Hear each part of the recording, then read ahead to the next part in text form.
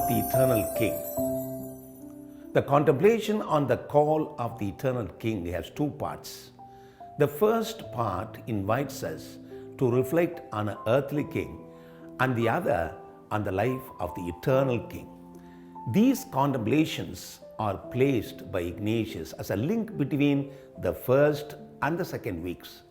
Though the temporal king has no direct reference to a place or boundaries, the eternal king whom Ignatius refers to is a historical person, Jesus of Nazareth, whom the apostles recognized as the Christ, the Lord and God. John's Gospel chapter 20 verse 28. It is the Lord who sends his apostles to preach the good news and overcome all the evil forces in the world. In today's context, there are no kings to rule us, but people elect their leaders. This is the historical context in which the Jesuits live and work all over the world. As they celebrate the 500th years of St. Ignatius' conversion and enlightenment, they work on their personal, communitarian, national and global conversions and enlightenments to see all things new in Christ. To achieve this, we need to understand our present historical context, plan and work for Christ the King, whose only goal was, is and will be the reign of God. This is based on his two baptismal experiences. One was in Jordan and another at Calvary, where God reveals him as the beloved Son, and he himself experiences God as his Abba.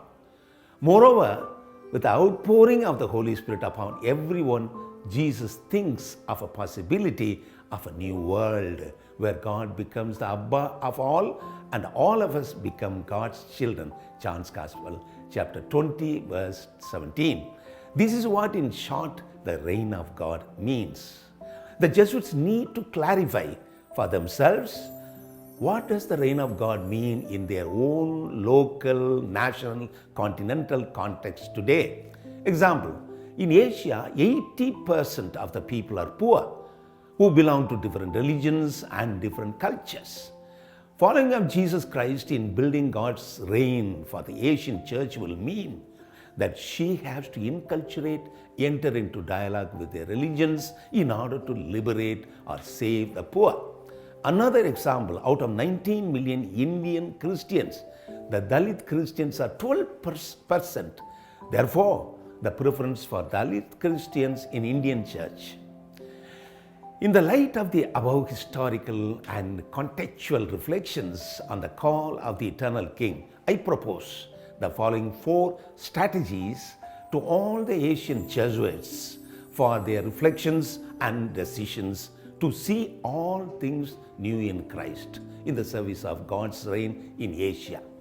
Number 1, to have the 2 immersions in Asia, in the Asian context of multi-religions, pluriculture and poverty.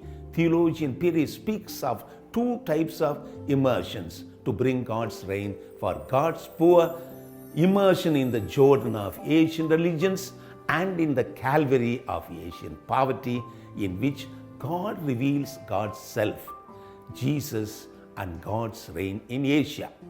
Secondly, to keep in mind always the 3 suspicions in our life and ministries, to keep in mind always the 3 suspicions of John Sobrino. A. Presenting Christ and his good news in sublime abstractions. B. A manipulated presentation of Christ and his good news. And C. Separating Christ from his kingdom. Please note, this is done by the exploiters of the poor to maintain all evil forces in the world and work against the coming of God's reign. Thirdly, to opt for a radical model like unto our Lord Jesus Christ. There are 3 models of social change which are historically rooted interpretations: traditional, liberal and radical models. The good news of Jesus about the reign of God reveals that he had opted for the radical model of structural change. Which of the 3 models which is operative in our ministries is the question. Are we ready to opt for a radical model to transform our contexts? And finally, to recite and practice the mantra daily. To recite and practice in our daily life and ministries the mantra of Pedro Arupe. Think like Jesus, feel like Jesus, and act like Jesus.